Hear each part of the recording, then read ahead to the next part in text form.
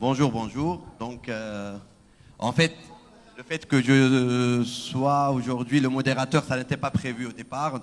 Donc, je passe le bonjour à Madame Zainab, qui devait faire la modération, mais malheureusement, elle a eu un empêchement de dernière minute.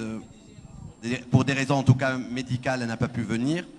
Donc, en fait, moi, au niveau de ce panel, où on va parler de transformation digitale, en fait, on va essayer de répondre à des questions qui sont fondamentales pour essayer d'apporter notre regard éventuel et d'essayer éventuellement de challenger les défis pour accélérer la transformation digitale. C'est-à-dire, là, c'est des défis sur lesquels tout le monde est presque d'accord, mais finalement, on peut se poser la question, pourquoi ça n'avance pas suffisamment? Pourquoi ça prend du temps? Pourquoi on n'arrive pas réellement à aller au-delà des blocages qu'on ressasse? Et en même temps, ici, avec nous, donc, il y aura Madame Inès qui va quelque part donner son regard et surtout le rôle un petit peu des telcos à ce niveau-là et qui font un travail énorme. Aussi, avec Marouane, on va avoir un regard des institutions financières et notamment les banques et leur implication à ce niveau. Moi, je vais donner un petit peu le regard disons, des SSO, des structures d'accompagnement quelque part pour les startups et notamment le rôle de ces structures-là pour un petit peu faire bouger les lignes. Donc, voilà, je vais essayer un petit peu de, en même temps, poser des questions et en même temps répondre moi-même par rapport à un regard que je porte. Donc je vais commencer avec Madame Inès. Je lui demanderai bien sûr de se présenter et après de répondre à la question sur laquelle je vais un petit peu mettre l'accent pour commencer. C'est quel rôle peuvent jouer les telcos pour accélérer la transformation digitale. Ensuite, je passerai la parole à Marouane pour aussi répondre à la même question, mais du côté des institutions financières et notamment, et là encore, vraiment, c'est un défi, à mon sens, majeur, et notamment le rôle de Tigeri à ce niveau. Merci, merci Walid. Bon, je me présente, Ana Inès Amrani, je suis Assistant Director Marketing B2B chez Ooredoo. C'est vrai, l'apport d'un telco dans cet écosystème, c'est un acteur majeur, vraiment, parce que c'est qui apporte le socle indispensable pour l'infrastructure numérique et l'accessibilité de la population à cette infrastructure. En fait, Ooredoo, avec le gouvernement, bien sûr, on est en train de déployer tout ce qui est infrastructure de connectivité, de haut débit, et ceci sur les gouverneurs alcool pour pouvoir donner la chance, et même les zones ruraux, et qu'on aura l'accès et l'accessibilité à cette numérisation et à la connectivité. Là-dessus, en 2002, Ooredoo بدات من 2002 بدينا بالدémocratisation du mobile, la démocratisation علاش على خاطر كي بدينا من الاول il y avait un produit très cher, un produit qui n'est pas accessible à tout le monde et on a travaillé sur ça, on a travaillé sur une démocratisation du produit, du mobile, du smartphone pour qu'il soit vraiment accessible à tout le monde.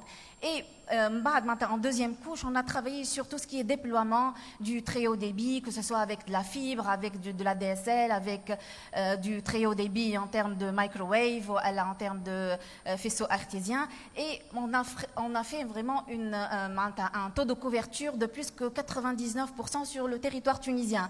C'est ce qui permet vraiment l'accès à l'infrastructure numérique à toute la population. Et il y a vraiment quelqu'un isolé, isolé l'accès à data avec. Et c'est ce qui a permis vraiment d'être plus accessible ou plus abordable à tout le monde, à la population entière là-dessus.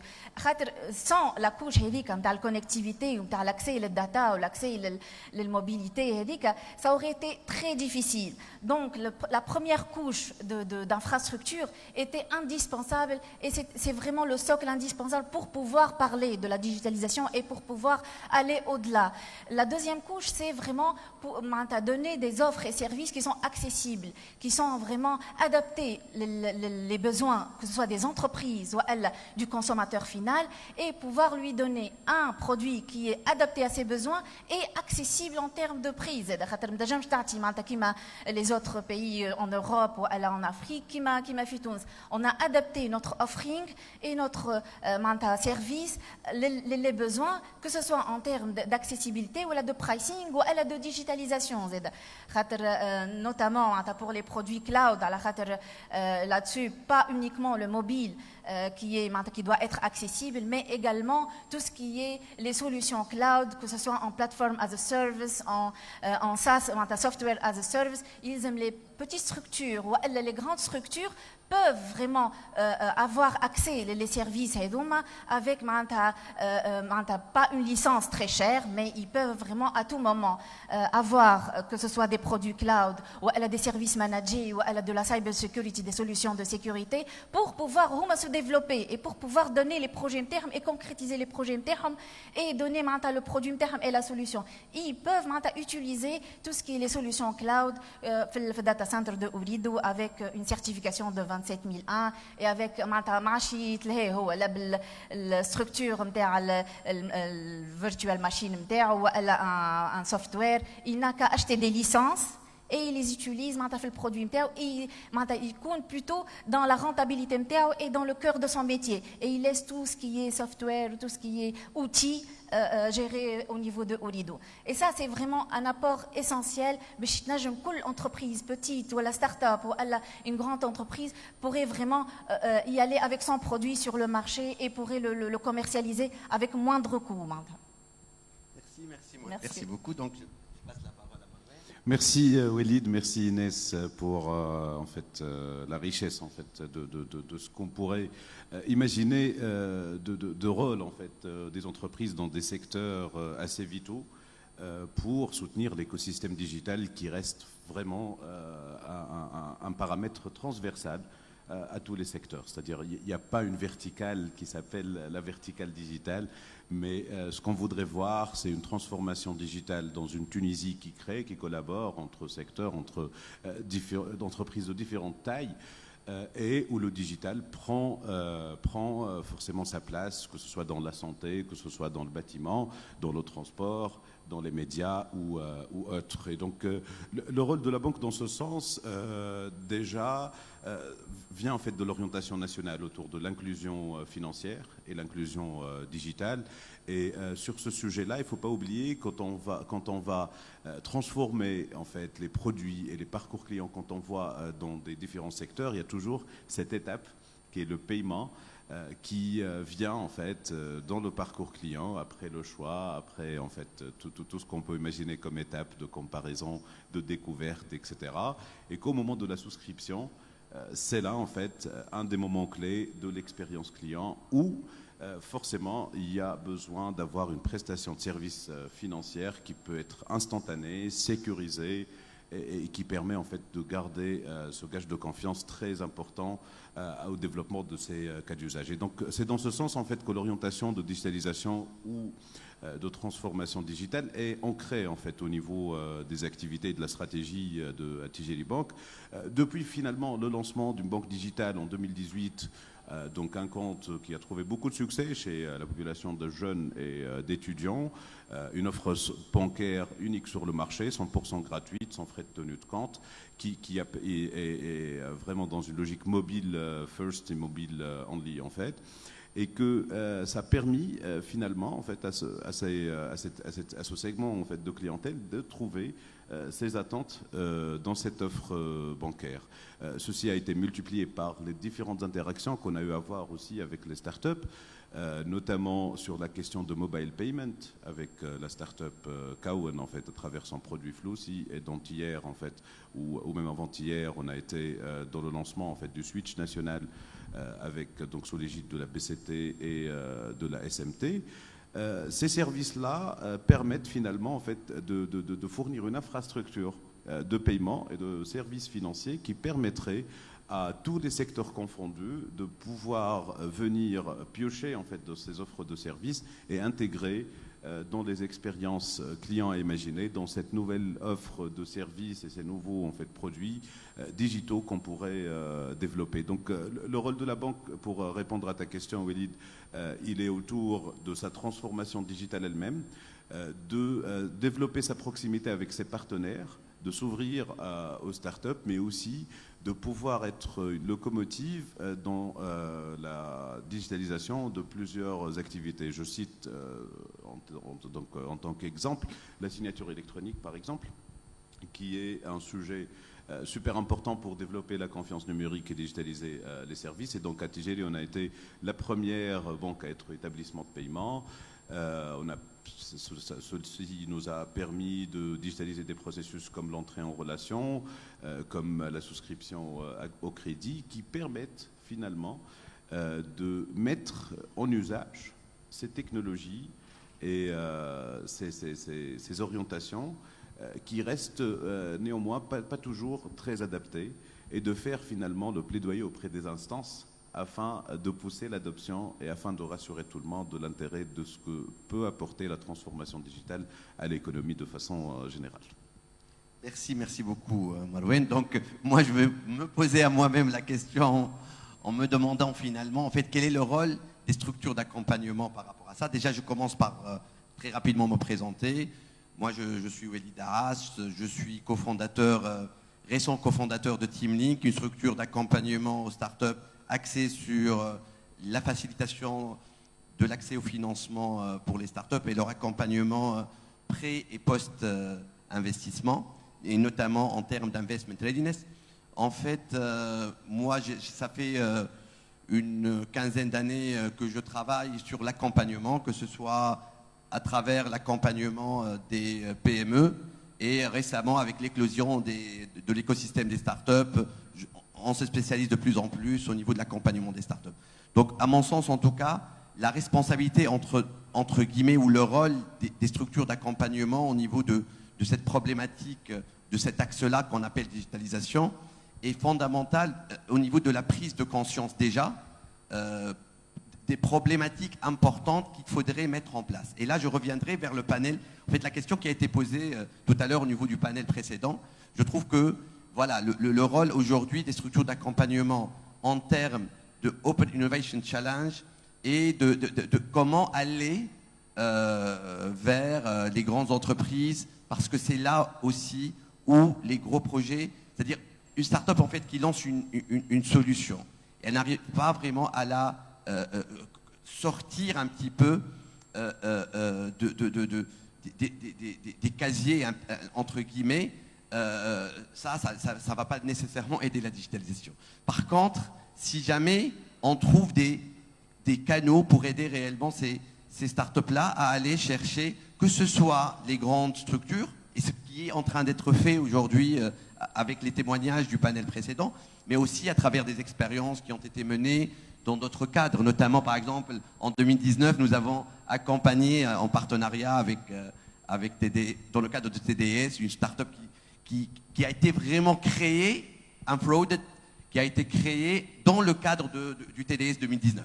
En fait, à ce niveau-là, c'était des étudiants, et aujourd'hui, c'est une start-up labellisée qui a levé des fonds et qui avance aujourd'hui avec des solutions auprès des assurances.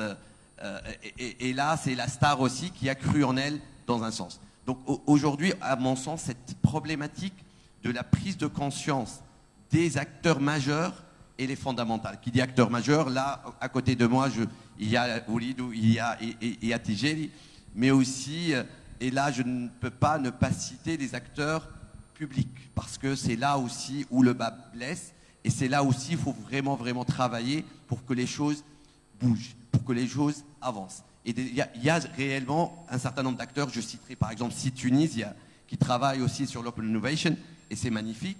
Mais aussi, il y a le rôle, et tout à l'heure, ça a été évoqué, je trouve que c'est très, très pertinent ce qui a été dit tout à l'heure, c'est, nous, en fait, TeamLink, on travaille sur l'investment readiness. Parce que aussi, parce que la levée de fonds, c'est une nécessité, finalement, pour, en fait, lorsque je définis toujours la levée de fonds, je dis que ce n'est en aucun cas un objectif, mais c'est un moyen. Donc, pour être ready, entre guillemets, c'est-à-dire prêt pour aller vers des grandes structures, bien sûr, il faut de la due diligence, bien sûr, il faut une solution, une plateforme qui soit assez solide. Parce que voilà, surtout lorsqu'on parle d'acteurs qui touchent à des secteurs très très particuliers. Donc sur cette base-là, on peut pas, on parle dans la logique startup, on parle de bootstrapping. C'est très très bien fait au démarrage, mais si jamais on ne va pas être en mesure, moi j'ai fait par exemple, imaginons je suis une startup, j'ai bootstrappé, j'ai préparé mon prototype, j'ai une plateforme qui peut accueillir X personnes, voilà, des centaines, peut-être des milliers, mais pas des centaines de milliers. Donc il faut là une solution peut-être technologique beaucoup plus mature. Et pour ça, il faut bien sûr des levées. Et donc là, il faut un travail réel sur l'investment readiness. En tout cas, à Teamlink, on essaie de le faire. Et j'espère qu'on va avancer à ce niveau-là pour les rendre beaucoup plus, en termes de due diligence, beaucoup plus prêtes. D'ailleurs, nous, on est en train de mettre en place, à travers les programmes qu'on va lancer, des partenariats avec, que ce soit un grand cabinet de conseil qui est Grant Thornton, un partenaire aussi légal qui est Galel Law Firm, qui va être en fait quelque part, lui c'est le correspondant de Baker McKenzie, et c'est des gens qui sont solides pour travailler sur des contrats et autres, et donc là aussi c'est un travail fondamental qui doit être fait. Et à mon sens, et comme l'a dit tout à l'heure Madame, lorsqu'elle parlait de Ernst & Young aussi, il y a des startups qui ne sont même pas prêtes aujourd'hui à aller aussi vers des grandes entreprises parce qu'elles n'ont pas le discours nécessaire, parce qu'on n'a pas les équipes nécessaires. Et là aussi, il y a beaucoup de travail à faire à ce niveau. Donc voilà, je vais en fait essayer d'utiliser cette petite conclusion pour repasser la parole à Inès et demander en fait quel est le rôle des telcos et plus particulièrement de Ooredoo au niveau de l'écosystème start-up pour participer éventuellement dans cette réponse a été, en tout cas cette question, il y a eu des bribes de réponses tout à l'heure, que ce soit de la part de Inès ou de Ooredoo, de Inès ou de Marouane, mais j'aimerais bien qu'on développe un petit peu ce point. Très bien. Il y a un historique Ooredoo avec les startups. Vraiment, il y a vraiment un long chemin. Bdina en 2011 avec le premier projet où il y a vraiment acteurs sur le marché tunisien, les startups. Bdina le Startup Factory, on a initié un grand projet qui était Startup Factory où on a essayé d'aider l'idéation. Les startups, l'idée mais embryonnaire. On a essayé de les aider, de les accompagner de bout en bout pour pouvoir sortir leurs produits et contribuer dans l'employabilité et dans l'entrepreneuriat. Une autre étape, plutôt on était acteur en tant qu'acteur في un autre projet اللي هو beaucoup plus dans l'investissement dans l'accompagnement, mais on investissait dans les startups et donc comme اللي وصلوا plutôt plus qu'une vingtaine de startups qui ont vu le jour et qui ont été vraiment opérationnelles au Bdina. Voilà, ouais, c'est ça. Oui, et on les a aidés financièrement avec des formations, on de bout en bout, jusqu'à vraiment les amener à avoir maintenant le projet qui soit vraiment sur le marché avec l'accessibilité MTAO. On a développé une autre approche. Il y a beaucoup plus dans l'accélération des startups. L'accélération dans quelle mesure? Dans la mesure où on fait vraiment un partenariat win-win avec ces startups pour l'accélérer. Ça veut dire on l'aide à 3 niveaux. Premier niveau, on essaye de faire un contrat pour pouvoir développer son produit sur le marché, lui donner une accessibilité sur un réseau de vente de plus que 140 boutiques sur tout le territoire tunisien, avec des experts, avec un support de Ooredoo. On essaye vraiment de bundler un produit qui soit plug and play pour le consommateur final avec la solution et le start-upper plus la connectivité de Ooredoo pour donner vraiment un package complet pour que l'entreprise ou le consommateur n'a pas à acheter plusieurs produits identifiés wahadan, mais tout son besoin va être vraiment en un seul package. Comme avec Suivre, c'est ça? Comme avec Suivre, voilà, tout à fait. Donc on essaye vraiment de donner un produit one-stop shop. Il a une seule boutique, il a tous ses produits en une seule facture et il essaye vraiment d'avoir les besoins en une seule facture, un seul produit, à tous les niveaux. Troisième axe, on les aide sur le plan communication. Comme vous savez, on communique beaucoup sur le marché, que ce soit en offline ou en online, et on essaye avec ces startups de leur donner cette accessibilité sur le marché avec une communication, que ce soit au niveau digital, que ce soit au niveau de la radio, mais on essaye vraiment de leur donner quel push nécessaire pour qu'ils puissent vraiment s'accélérer, pour qu'ils puissent vraiment entrer dans une nouvelle phase. Vraiment, le produit, il est là, il est marketable, ou il est vraiment accessible à tout le monde. Et un autre axe, comme dit Marouane, c'est la partie payment. La partie payment, elle est essentielle. Un start-upper, il n'a pas accès le consommateur final pour pouvoir payer. Mais quand tu as على كل facture ou على كل معناتها produit باش يشريه وحده ولا باش يمشي له هو باش يشريه. Donc on donne cette accessibilité. اللي هو ينجم il paye via son mobile, il paye via MobiCash. On diversifie les modes de paiement pour qu'ils soient MobiCash déjà مع تجاري déjà.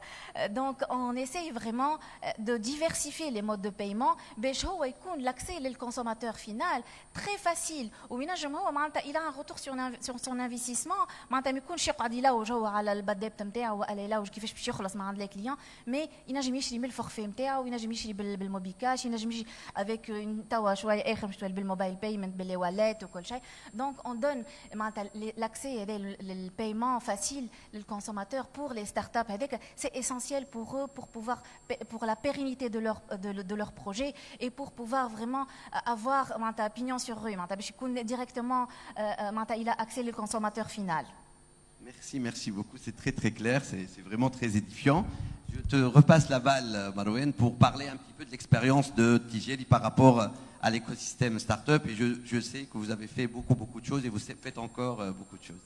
Merci Walid. Effectivement, en fait, peut-être dans le secteur des banques et des fintech, les choses sont structurées de façon plus ou moins différente, donc c'est peut-être un peu technique, mais les formes de collaboration qu'on a donc sont assez diversifiées.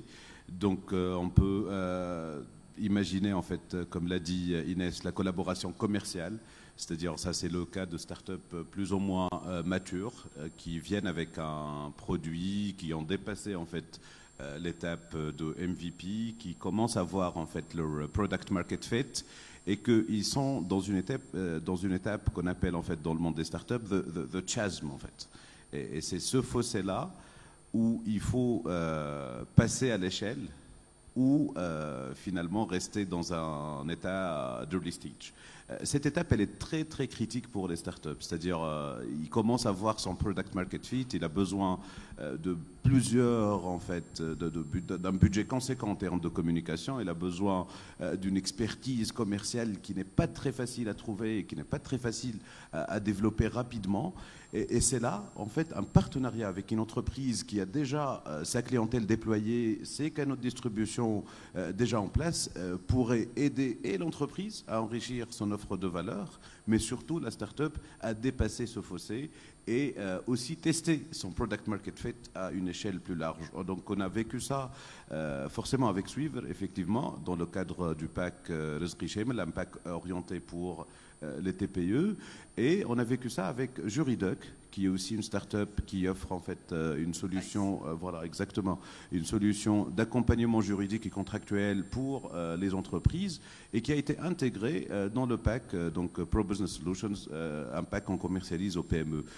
Donc cette expérience a été multipliée en fait sur cette question commerciale, c'est-à-dire là où on voit qu'il y a un service non financier à valeur ajoutée qu'on peut, avec lequel et appuyer une start-up en fait pour dépasser ce chasm, mais surtout de multiplier la satisfaction client, de pouvoir offrir quelque chose en plus.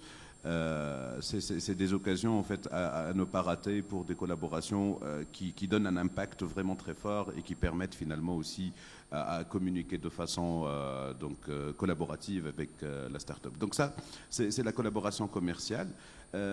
On va dire qu'elle est plus ou moins la plus simple des collaborations. Celles qui sont un peu plus difficiles, c'est les collaborations en fintegration, c'est-à-dire la banque, elle joue son rôle en fait, ou elle fait du banking as a service. C'est des concepts qu'on voit de plus en plus avec les notions d'open banking, etc. Ou c'est une intégration aux API que peut offrir la banque pour développer de nouveaux cas d'usage qu'on peut vraiment trouver de façon multiple en fait. C'est juste infini le nombre de cas d'usage qu'on peut imaginer avec ceci, mais c'est des choses qu'on a fait par exemple avec la startup Floussi comme on l'a dit, et c'est des choses qu'on est en train d'expérimenter aussi avec quelques autres startups sur l'univers des TPE, sur l'univers de marketplace, sur beaucoup d'autres univers où la clé c'est l'expérimentation aussi, parce que le marché tunisien est encore en fait dans une étape où on devrait expérimenter pour apprendre, pour voir en fait qu'est-ce qu'on pourrait proposer, pour tester aussi l'attraction qu'on peut avoir auprès des clients. Et c'est des choses qu'on fait finalement de façon collaborative avec la start-up. La troisième forme aussi de collaboration, c'est des point solution acquisition, dans le sens où la start-up a sa solution qui permet de digitaliser un processus interne ou de donner un service. Et là, c'est vraiment une collaboration où il y a une intégration à faire avec la banque. Il y a de nouveaux cas d'usage peut-être à développer qui permettraient à la start-up d'élargir en fait le champ d'application et qui permet aussi d'ouvrir de nouveaux marchés à la start-up. Donc ça c'est en gros en fait les différentes formes de collaboration qu'on offre. L'idée c'est toujours autour de cette logique d'access to market, cette logique de growth en fait as partners. Et surtout d'apprentissage continu et d'accès en fait à des technologies ou d'accès à des talents que peut-être d'un côté ou de l'autre ce ne peut être que bénéfique pour les deux parties. Merci beaucoup Malouane, je trouve que c'est très édifiant. Et d'ailleurs, juste, je rajouterai peut-être un axe pour parler un petit peu de la collaboration éventuelle aussi entre les structures d'appui dont j'en fais partie et des corporates comme vous qui travaillent déjà dans leur ADN quelque part, cherchent à collaborer avec l'écosystème startup parce que c'est aussi dans la logique win-win, mais aussi à travers aussi notamment l'expérience dont on a qui a été évoquée tout à l'heure avec par exemple une collaboration avec Tunisian Startups ou autres ou d'autres structures. Moi en tout cas je reste ouvert à ce type de collaboration. Donc pour revenir maintenant à une dernière question en fait qui me semble moi fondamentale dans tout ce débat, c'est que il y a le mindset de l'utilisateur. En fait, à votre sens, est-ce que le fait même de pousser vers la digitalisation, alors que peut-être l'utilisateur final n'est pas encore prêt, que ce soit par rapport lorsqu'on parle de paiement en ligne, lorsqu'on parle aussi même d'utilisation d'applications ou autres. Est-ce qu'aujourd'hui, il y a un travail suffisant pour amener l'utilisateur à travailler dans cette logique de digitalisation? Et par rapport à votre retour d'expérience, voilà, quelle est votre, disons, quelques recommandations que vous pourriez donner à ce niveau-là pour faciliter? Parce que c'est beau de dire on va faire, mais si jamais il y aura des solutions non utilisées, finalement, on n'aurait rien fait. Donc je commencerai par toi, Malouane, puis je conclurai avec... Il n'y a pas de souci. En fait, moi je refuse catégoriquement la définition d'utilisateur digital versus un utilisateur non digital. C'est-à-dire, ce n'est pas un caractère distinctif. Aujourd'hui, en fait, rien qu'en Tunisie, si on voit la pénétration en fait, des abonnements mobiles, si on voit l'équipement smartphone, si on voit le nombre de comptes réseaux sociaux qu'on a, c'est vraiment la question, elle n'a vraiment pas de sens si on veut estimer la maturité digitale du marché tunisien. Peut-être ce qu'on pourrait voir comme indicateur et qui pourrait être pertinent, c'est quand on corrèle le pourcentage de la population qui font des achats en ligne par rapport à ceux qui sont connectés. Et ce qui est intéressant à voir dans cette courbe-là, quand on la compare avec d'autres courbes de marchés similaires ou d'autres marchés dans le monde, c'est qu'on voit que la Tunisie, elle est sur une phase d'accélération très proche de beaucoup d'autres pays où on a vu en fait l'explosion de ces usages digitaux. C'est clair qu'on n'a pas la même courbe que la Corée du Sud, mais on peut très très bien se rapprocher d'autres courbes comme donc de pays européens, de l'Europe de l'Est, où l'adoption digitale a trouvé en fait une accélération. Donc on est vraiment dans cette phase d'accélération si on veut voir cet indicateur achat en ligne par rapport au pourcentage de la population. Ce qui veut dire de façon très simple, pour répondre à ta question, si la solution n'est pas utilisée, c'est que la solution n'est pas la bonne et qu'il faut itérer et qu'il faut faire plus d'efforts et être plus méthodique pour faire du bon design thinking, pour savoir est-ce qu'on résout déjà le bon problème ou pas, et d'itérer parce que finalement, en fait, les Tunisiens sont très preneurs et on ne parle même pas de besoins clients, là on parle d'attente client qu'il faut adresser et la subtilité, elle est vraiment à saisir entre besoin et attente sur ça. Donc, moi, je reste en fait dans cette logique où il faut aller expérimenter, tester, itérer, perfectionner et que c'est un travail qu'on fait tous les jours, quoi. Merci, merci. En tout cas, je trouve que c'est très intéressant parce que moi, si j'avais à répondre à cette question, j'aurais dû aussi, quelque part dans ce sens-là, et surtout, moi, j'aurais mis l'accent sur le rôle aussi des structures d'accompagnement pour réellement travailler avec la start-up sur, en fait, le product market fit. Et avant d'arriver au product market fit, parler de problem solution fit. Donc, et c'est ça qui peut être aussi une forme de réponse. Je crois qu'on a plus ou moins dépassé le temps, mais je laisserai la parole à Inès pour parler et répondre à la question. Très bien. Donc, de mon point de vue, ça reste les telcos, les opérateurs, les acteurs sur le marché tunisien doivent être initiateurs et doivent être vraiment les acteurs qui font la démocratisation et qui font aussi, ils essayent de faire make the change. Les initiateurs, qui fait make the change, le consommateur يتبع باش هو يكون يعملوا de l'éducation باش هو من بعد يتبع خاطر كان مش تخليه وحده وين n'a pas les moyens pour être dans la digitalisation, il ne va pas le chercher wahdo. Il faut vraiment chercher le produit et donner, démocratiser pour que le consommateur final puisse l'utiliser. Et là-dessus, je vous donne plusieurs use cases. Par exemple, par exemple, le mobile, on est à un taux de pénétration de plus que 140% sur le marché tunisien. Un consommateur peut avoir des double SIMers et des triple SIMers. Et ils sont user data, ils sont en majorité, ils utilisent de la data. Donc, ils le mode legacy. Le mode legacy, ça veut dire qu'ils achètent via des USSD. L'USSD, ils mettent étoile 120, étoile 124, dièse, et ils achètent. Et là, ils passent par peut-être une 6 ou 7 étapes. Là, le mindset c'est une application, elle est intuitive, vraiment très fluide, ou accès elle est gratuite, ou l'accès est gratuit. C'est très important d'avoir un produit gratuit en termes d'utilisation. Qui a plutôt l'accès il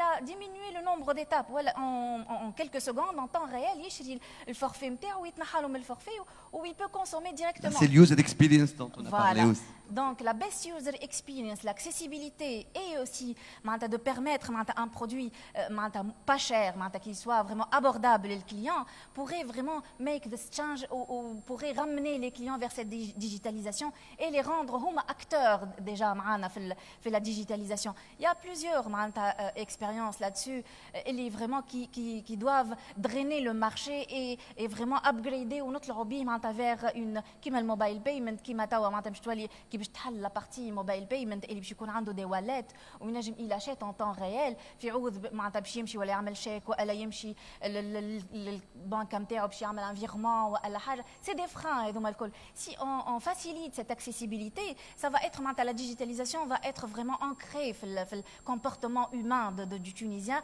et ça va drainer vraiment حتى l'employabilité des entreprises et ça va upgrader notre taux de maturité et c'est des test and learn. Ça reste toujours des produits test and learn, voilà.